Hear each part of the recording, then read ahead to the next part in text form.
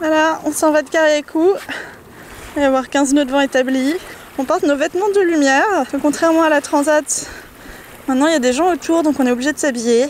Regardez cette magnifique tenue jaune offerte à Noël à Captain Voodoo qui fait coucou, oui c'est bien lui.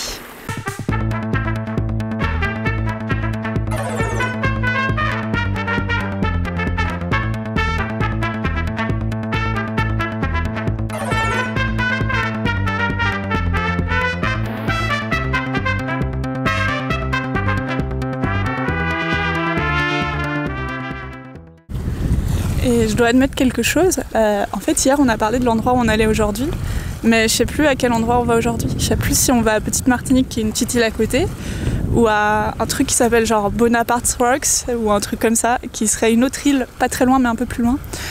Mais bon, on bouge, c'est ça le plus important.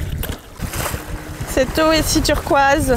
Et là, nous arrivons dans un haut lieu touristique des Grenadines, des bancs de sable qui ont servi de tournage à Pirates des Caraïbes. Et voilà, on est arrivé en Petite Martinique, au mouillage. C'est ultra mimes, ultra petit aussi. Et il cherche à ouvrir une coco avec un couteau. Ouais, j'ai jamais perdu un doigt en étant menuisier, je crois que je vais commencer là. C'est imminent. Du coup, faut être patient. Ouais. Là, ça fait 3 quarts d'heure que j'y suis. J'ai bon espoir que d'ici une demi-heure, 3 quarts d'heure, que je sois à la moitié. Il faut donner des petits coups, puis à un moment ça... Je te rappelle, on se revoit dans 1 heure. Et sinon, dans les anecdotes de mouillage, cette nuit ça a pas mal soufflé, donc on est allé checker l'ancre pour voir si elle tenait bien, comment elle allait.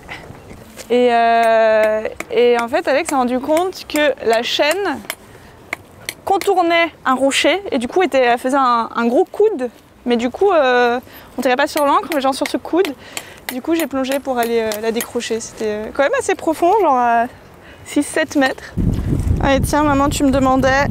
C'est ça notre annexe. Donc nous, on n'a pas de dinghy. Les dinghies, c'est les noms des petits zodiacs à moteur. Nous, on a ce petit kayak qui est très bien. J'ai scalpé la noix de coco. Ça, c'est un rituel vaudou. Très important. J'ai fait un petit trou. On va mettre du rhum et YOLO. Pour en revenir au mouillage, ouais, ici les mouillages ils tiennent pas. C'est heureusement qu'on peut plonger ici parce que ça se coince facilement ou ça tient pas. Oui. Mais l'eau est chaude. L'eau est chaude. L'eau est chaude et on peut plonger. il y a une bonne visibilité. Hop, alors attention, devant vos yeux ébahis. Oh, oh là là. Oh, mon chapeau. Ah ben voilà. Il nous manque la paille, mais c'est banger. Allez, la noix de coco, le rhum. J'ai mis une petite goutte de rhum.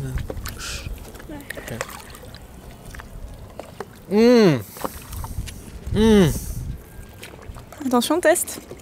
Allez-y. Ça goûte un peu l'alcool de quand j'avais 15 ans et que je voulais me bourrer la gueule et qu'il n'y avait que du Malibu Coco. Sauf que c'est quand même plus fancy parce que là on est sur un voilier et que c'est dans une noix de coco pour de vrai, donc c'est cool. Qu'est-ce que tu veux que je dise? On profite que ce soit la fin de journée pour faire une petite rando, parce qu'en journée il fait beaucoup trop chaud ici. Bon, en tongs évidemment. Alex! Ah, t'es là? Oui.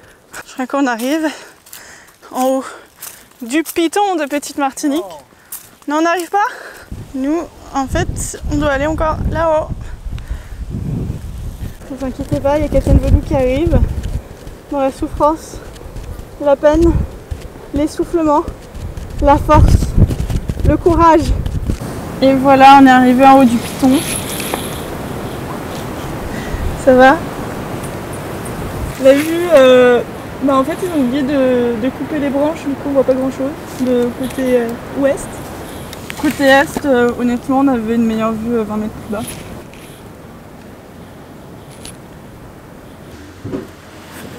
C'est dimanche et Anouk elle travaille parce qu'elle attend toujours le dernier moment pour rendre ses articles, bien sûr. Mais aussi j'ai reçu le témoignage de mon article au dernier moment, je l'ai reçu ce matin, donc c'est pas de ma faute. C'est dur la vie. Et donc tu travailles sur quoi? Là c'est un article de témoignage. Attends, on rien avec la musique. Putain, sur quoi déjà je suis obligée de travailler dans un bar avec une musique beaucoup trop forte. Je travaillais sur un article témoignage sur des gens qui ont fait une transatlantique cette année. J'avoue j'ai mis le mien. Et j'ai notamment une meuf qui a fait la mini transat, Thaïs Le Cam. Donc ça je suis cool. C'est vraiment cool. Son témoignage il est chouette. Caribe. Good one. Yeah. Hey, coucou, c'est Vaudou. On a quitté la petite... Merde, le micro il est là. Ah. Oh putain, le micro est tombé. On a quitté la petite Martinique qui est derrière Anouk. Je sais pas si on la voit là. Ouais voilà, on a quitté la petite Martinique pour retrouver l'océan. Notre ami. Là c'est Cariacou. Et on descend vers Grenade. Là il y a un bateau, putain il nous a fait chier toute la matinée là. Et il voulait nous empêcher de mettre la GV. Et il a réussi à se mettre sous notre vent, ce petit bâtard. Alors question, est-ce que ici les bouées vertes et rouges sont inversées, donc est-ce que la priorité est toujours tribord à mur ou bâbord à mur? En tout cas c'est cool, on a 2 riz et l'ORC comme d'habitude, comme j'aime bien. Et du coup on va à 7 nœuds avec le courant dans la gueule. Parfait. Bon, aujourd'hui on a une bonne journée de nav. Je pense qu'on arrivera en fin d'après-midi. Et on est un peu claqué parce qu'on s'est levé tôt pour partir. Alors ce qu'on fait, c'est qu'on fait des quarts de sieste. C'est-à-dire concrètement, là c'est mon tour d'aller faire la sieste.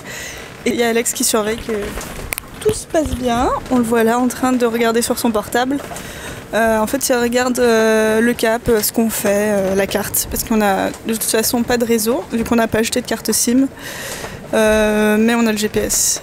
Bon voilà, encore un dans les traves de Vaudou. Voilà. Hein, un non, vraiment, il nous a emmerdé tout ce matin. Il arrêtait pas de nous couper la route et tout, et là bon ben voilà, il avait ses voiles avant nous. Nulos. Et nous, tranquille, hein, on n'a pas fait la course. Hein. Là, c'est Grenade à notre tribord. On a bien avancé, hein, on a fait du 7-8 nœuds tout le temps. C'était bien cool. Là, il est hyper tôt, on a l'impression que c'est la fin de la journée, mais il doit être 11h du mat, 11h30. Fuck you, fucking fuck!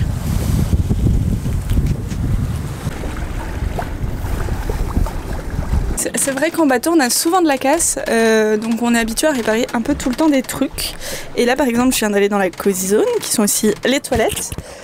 Et je viens de me rendre compte que là la protection de la lumière vient de se casser la gueule. Et comme nous sommes en nav, j'ai une idée très intelligente pour réparer ça. Je vous montre, je prends un petit peu de pâte à fixe. Voilà, je mets de la pâte à fixe sur les 4 côtés et voilà une réparation bien faite. En attendant la suite, comme quoi, est-ce qu'il faut savoir vraiment très bien bricoler? Pas toujours.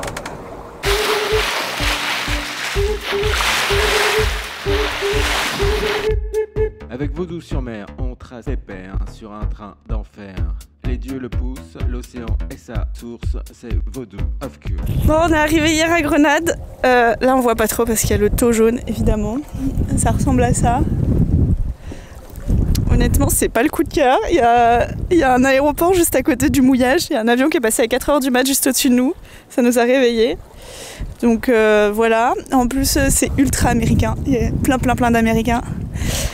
Et tout est cher. Bah bon, ça c'est les Caraïbes, hein, donc partout, tout est cher. Alors Alex vient de dire attention, je plonge, je ne vais pas faire un plat comme tout à l'heure, voyons. Malheureusement, c'était donc derrière la bouée. Elle est froide. Il dit qu'elle est froide. Ah, il dit on dirait la Bretagne, c'est très désagréable. Au secours, Eddy. au secours. Au secours. Voilà la petite vidéo avec l'appareil photo pourri.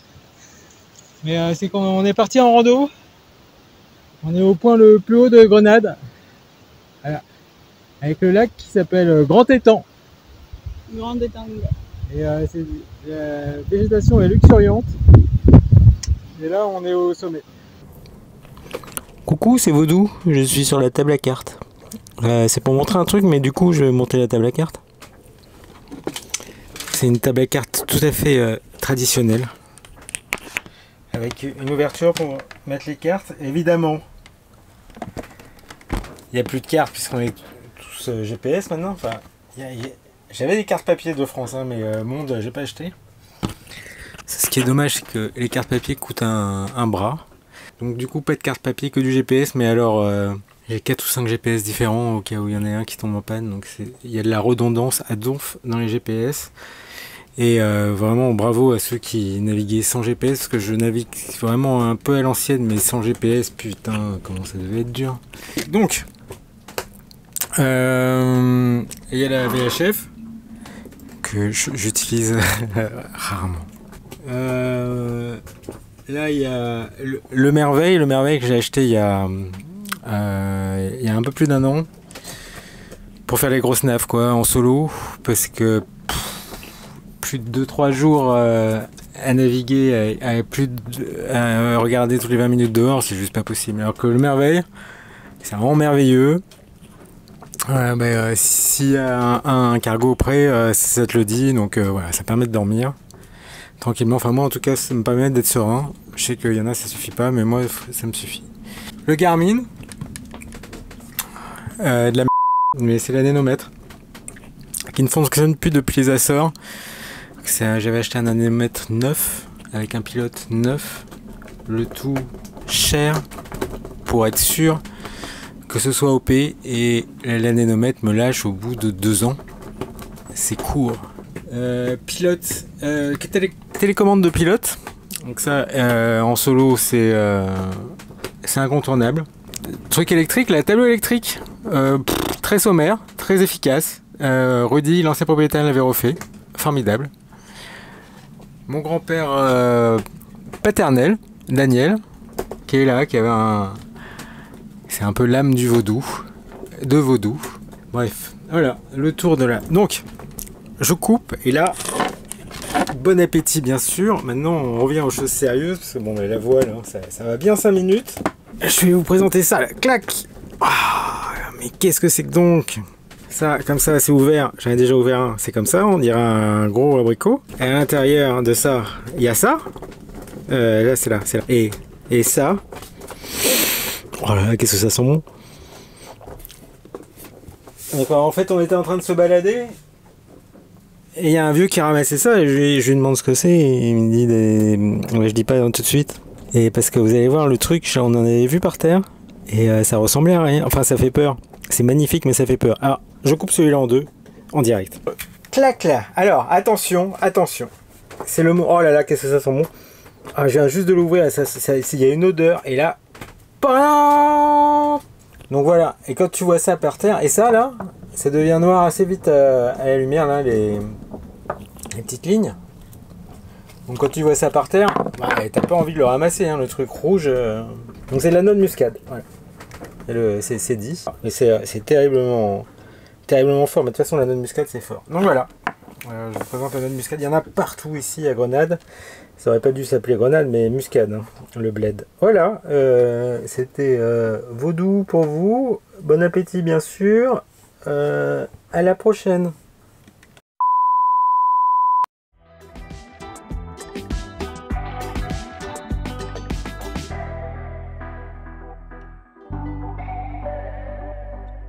Sauvé!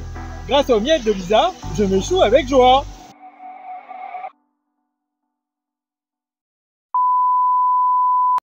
Coucou! On quitte Grenade après... qui est juste derrière nous, je vois pas avec les lunettes. Après un peu plus longtemps que prévu en fait. On avait prévu de rester un peu moins d'une semaine, on est resté 10 jours. 10 jours, comme d'habitude quoi, on squatte. On squatte. On a squatté d'ailleurs une décharge. Mais il était super bien sinon ce mouillage. Et on était tout seul, ça c'était bien. Je pense que sur Navili, il y a marqué que ça pue la décharge, parce que c'est vrai que le soir ça sentait la décharge. Ouais, mais en vrai ça va pas souvent. C'était vraiment cool. Qu'est-ce qui s'est passé d'autre les 4-5 derniers jours? Rien, on a visité Grenade, c'était très jolie île dans son centre, et quand on n'est pas au sud, faut pas aller au sud, c'est très touristique. Sinon tu t'es fait une côte? Ouais, j'ai les côtes cassées, vraiment en faisant. C'était en nul, c'était en prenant une bouée. Je me suis coincé là, ça a pété là, puis après ça a pété là. Je comprends pas grand chose, enfin, en tout cas j'ai mal aux côtes. Ça, je comprends bien. Et alors là, par exemple, là, depuis ce matin, c'est comme ça, c'est rafale, on va très vite et puis après plus rien. On est sous le vent de l'île encore. Voilà. Yo, alors là, on va à Kariakou, donc on remonte Grenade et une autre île entre les deux, je sais pas laquelle c'est, je me rappelle plus. Et du coup, ce qui est marrant, c'est qu'il y a un volcan qui est en éruption en ce moment, entre les deux, et donc il y a une grande zone d'exclusion, enfin une grande, 10 000 peut-être, un cercle de 10 000 d'exclusion à l'ouest de cette petite île de Rhode Island, entre Grenade et Kariakou. Oui, c'est un volcan sous-marin. Et nous, quand on a plongé, on a vu des bulles aussi qui sortaient de terre là, donc il y a vraiment de l'agitation volcanique. Donc voilà, on respecte la zone de sécurité. Bon, là on est au niveau du volcan et on se prend vraiment des gros paquets. On se prend des gros paquets de mer. Tout à l'heure, on s'est pris une énorme vague dans la gueule et on n'avait pas mis le capot ici présent. Et du coup, l'intérieur du bateau est tout trempé. En vrai, la houle est super impressionnante, puissante et de face. Donc un petit peu relou pour le bateau, mais le pilote gère super bien, comme à son habitude. Son petit nom, c'est Aurora. Et si on zoome sur Alex, on peut voir qu'il est tout trempé. Et oui!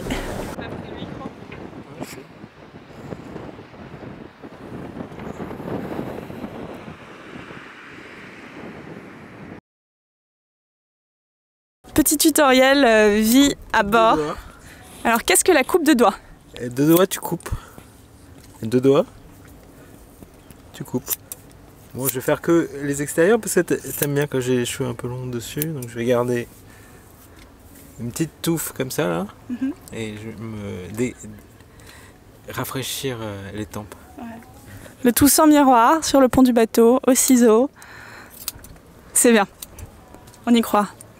Et le résultat dans 3, 2, 1.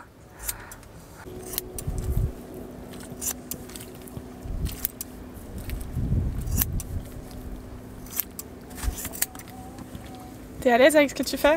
Ouais, très. C'est pas bien?